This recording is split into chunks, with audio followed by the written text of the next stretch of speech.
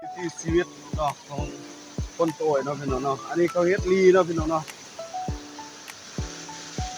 ยามปลาลงต้องเนี่ยโอ้คือคักขนาดพี่น้องเนาะนี่เนาะเขาเฮ็ดลี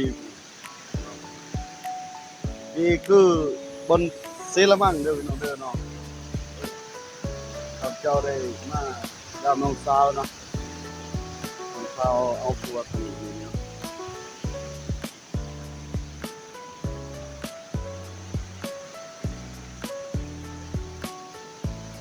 ลีพี่น้องเนาะ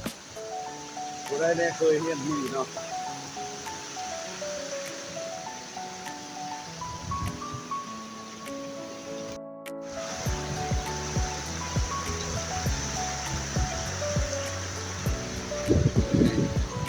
ปลาลงตามนี้เลยเขาจะ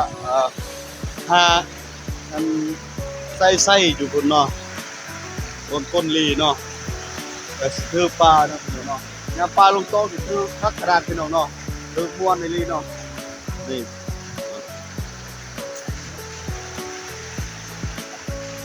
เดือน11ป้าลงต่อลานางเอ้ยเดือน12นั้นป้าลงดีได้นี่แหละลีพี่น้องเนาะชั่วอักม่วนพี่น้องเนาะนี่เขาเจ้าจะกองหินพี่น้องเนาะกองหินเพื่อให้ปลาหน่อยเนาะปลาหน่อยกุ้งอันปลายังหรือโตจักภาษาลาวจักปลายังเนาะเขาจะซอนใส่อินุซอนเนาะเขาจะมั่งเนาะนี่คือวิถีชีวิตการทำมาหากินของชนเผ่าโต้ยเนาะพี่น้องเนาะของคนโต้ยเนาะนี่พี่น้องเลยก็จะเฮ็ดแบบนี้เลยเนาะกองยาวไปเลยพี่น้องเนาะอันนี้ก็เจ้าหนึ่งเบื้องนี้ก็เจ้าหนึ่งอีกได้นี่เนาะเบื้องนี้ก็เจ้าหนึ่งอีกเนาะเบื้องนี้ก็เจ้าหนึ่งอีกเนาะ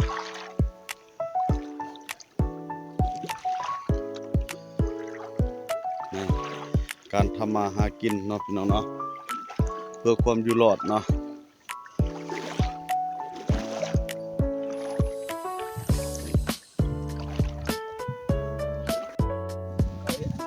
สบายดีพี่น้องยามค่าพี่น้องนี่เนาะก็จุ่ม4 มื้อเนาะ4 มื้อ5 มื้อเนาะ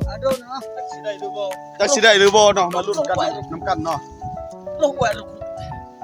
เอาแห้งเลยเนาะ ไม่ตา ไอ้มันปากหงายเกลียวไงโอ้อามันนึกไอ้มันใส่ชาโอ้โหมันลายอะไรมี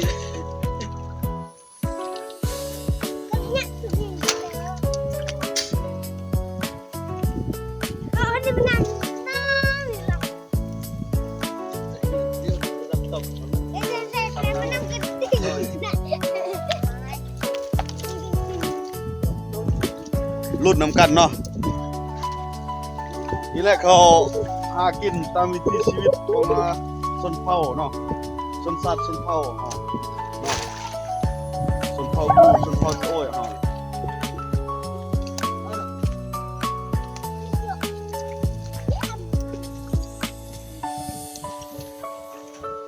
ไอ้โดนจับอยากสีได้ไปโฉบหน่อยได้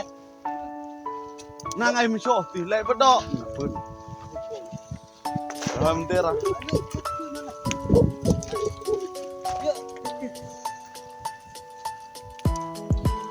Ayo lah he.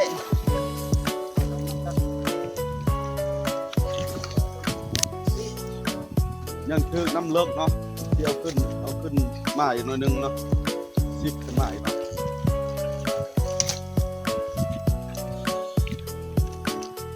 เดี๋ยวรออย่าเดี๋ยวมาเชียร์บุ๊กเดี๋ยวครับเนาะ เอาเยอะ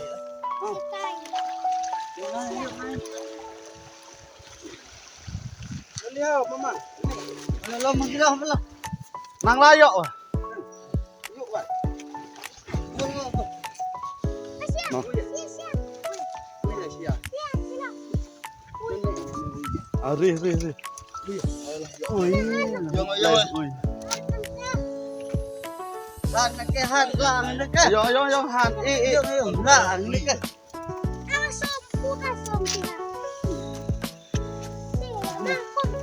Nó nhang hàng của nó. Con. Cái nón turu.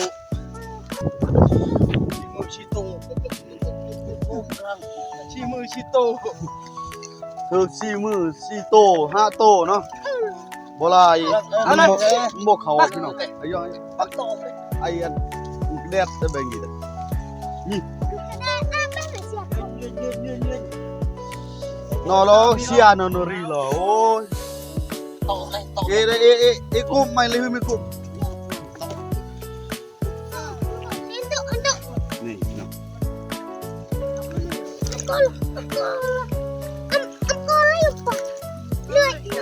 เลื่อนได้ไล่อันตอนนอนตอนเชียนะ Nó tụi một lấy được ya ya. Nó lại luôn này chủ được. Về tới chủ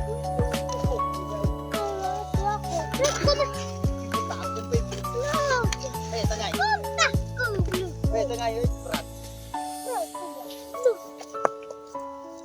về tới bự quần này ถือบ่หลายพี่น้อง